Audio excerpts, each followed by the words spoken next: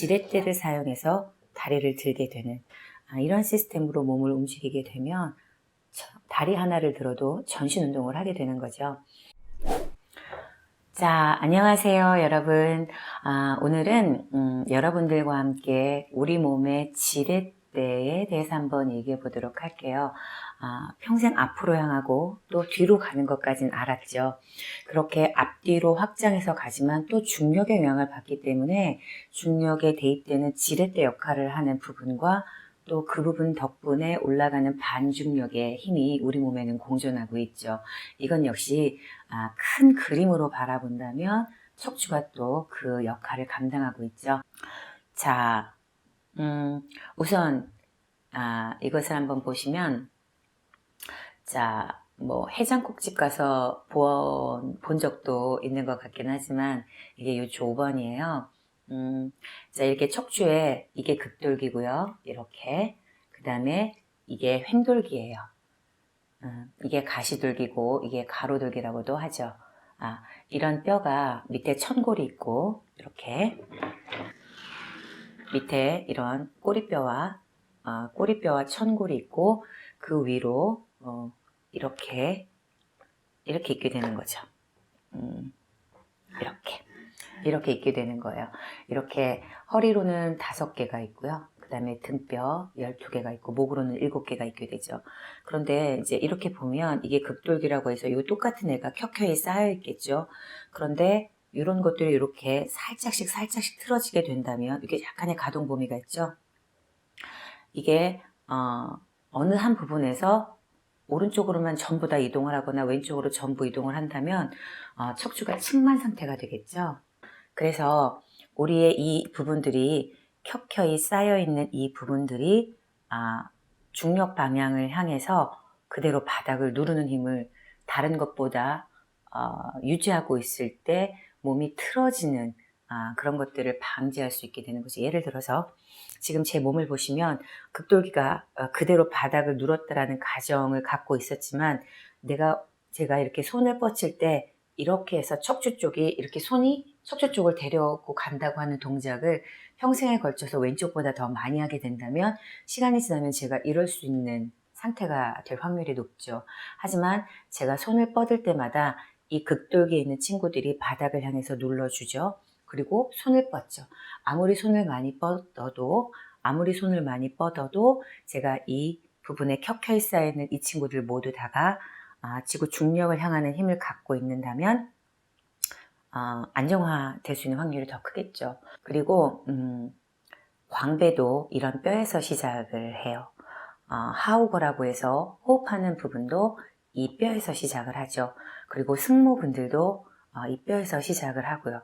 그래서 광배는 이 뼈에서 시작을 해서 갈비뼈에 붙어서 광배의 결을 보면 이렇게 깔때기처럼 흘러내려가잖아요.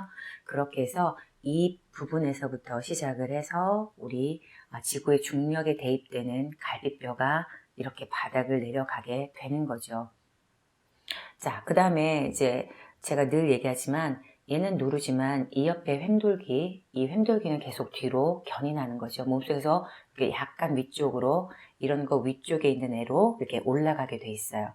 이렇게 견인을 하면서 뒤로 가면서 얘는 계속 누르는 거죠. 뒤로 간 여러분들 척추 몸속에서 몸 바깥으로 켜켜이 나온 아이들이 바닥을 누르는 힘이 되는 거죠. 자, 그렇게 돼서 이렇게 이제 천골의 극돌기까지 바닥을 누르는 힘이 있다면 어떻게 되는지 보세요. 이렇게 골반 앞쪽에 고관절이 끼워져 있어서 내가 골반의 중립보다 전방 경사가 될 수 있는 확률이 높으신데 이 극돌기, 천골의 극돌기 부분이 바닥을 향하고 있다면 천장관절, 천골과 장골이 붙어있는 이 부분이 이렇게 내려가면 장골을 내리게 되죠. 앞에 엎어져 있던 걸 내려주게 되죠. 이렇게 되면서 골반의 경사가 중립을 유지할 수 있도록 자기 자리로 오게 되는데 이때 이것보다 더 커브돼서 안쪽으로 들어가면 후방 경사가 되는 거잖아요. 그래서 뭘 해주셔야 되냐면 뒤로도 가지만 중력선에 머물 수 있게 누르는 힘이 더 커서 다시 앞으로 말려 들어가지 않게 여러분들이 수직으로 누르는 힘과 몸속에서 나오는 힘을 계속 갖고 있으셔야 돼요. 그래서 좌골에 힘주는 게, 항문에 힘주는 게 오히려 엉덩이 둔부에 힘을 줘서 앞으로 밀어버리면 오히려 후방경사가 될 확률이 더 높다고 했죠. 이렇게 뒤로 잡아당긴 척추의 등뼈, 광배가 시작되는 극돌기부터 뒤로 잡아당겼죠. 횡돌기가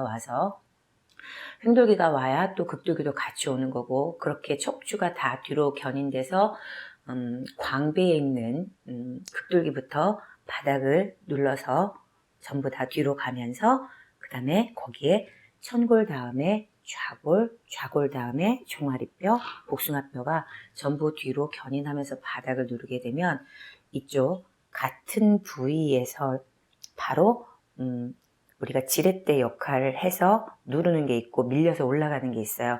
종아리뼈는 누르면 정강이뼈가 올라가면서 아치가 들리게 되죠.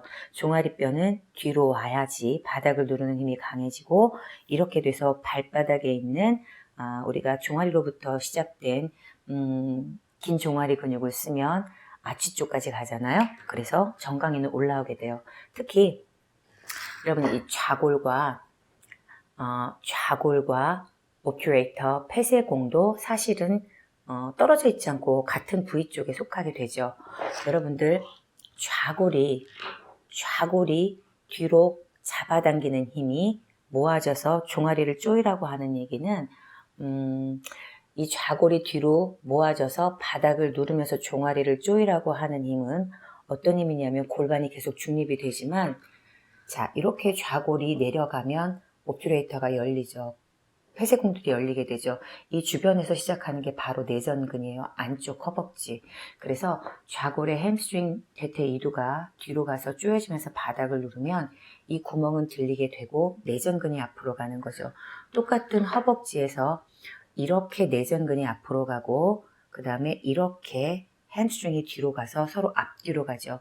그래서 다리를 드는 시스템도 지렛대를 눌러서 좌골에서부터 종아리를 조이게 되고, 폐쇄공에서부터 시작돼서 뭐 치골근이라든지 모음근, 내전근들 다 들어서, 그래서 결국 이렇게 여기를 든다기보다는 좌골을 눌러서 여기에서 시작이 돼서 안쪽 허벅지를 들어서, 그래서 안쪽에 경골에 있는 무릎을 드는, 그리고 좌골은 뒤에서 종아리뼈를 조여주는, 그래서 이렇게 일자로, 그래서 무릎을 사용해서 드는 게 아니고 지렛대를 사용해서 다리를 들게 되는 이런 시스템으로 몸을 움직이게 되면 다리 하나를 들어도 전신 운동을 하게 되는 거죠. 그래서 이 위에 척추에서부터 척추가 뒤로 와서 이렇게 천골, 좌골, 종아리, 복숭아뼈가, 자, 오른쪽 왼쪽이 다 이렇게 활쉬를 잡아당기시, 새총을 잡아당기시 뒤로 오셔서 바닥을 누르게 되면 우리 앞쪽에 있는 부분들은 전부 다 상승해서 올라가는 범주, 그리고 앞으로 밀려서 뒤로 눌렀기 때문에 앞으로 밀려서 가는 범주 안에 속하게 되는 거죠. 걷는 것, 뛰는 것, 일상생활에서 여러분들이 전부 척추에서부터 복숭아뼈, 발 뒤꿈치까지 조여서 뒤로 잡아당겨서 조여서 바닥을 눌렀기 때문에 어떤 동작들이 시행되고 유지되는 것들을 여러분들 느끼시고 또 스스로 컨트롤 하신다면 작은 동작도 척추에서부터 시작하시는 힘의 위력을 느껴보실 수 있으실 거예요. 그래서 오늘은 내 몸의 지렛대 살펴보니 전부 뒤에 있는 것을 아실 수 있죠. 내 몸의 지렛대 이런 부분들에 대해서 한번 생각해 보시고 특히 이제 보행하실 때 다리가 또는 무릎으로 걷는 것보다는 척추가 뒤로 가서 내 몸을 지렛대로 사용해서 밀려서 나가는 것에 대해서 한번 생각해 보시고 보행하시면 더 좋을 것 같아요. 오늘도 긴 영상 끝까지 시청해 주셔서 감사합니다.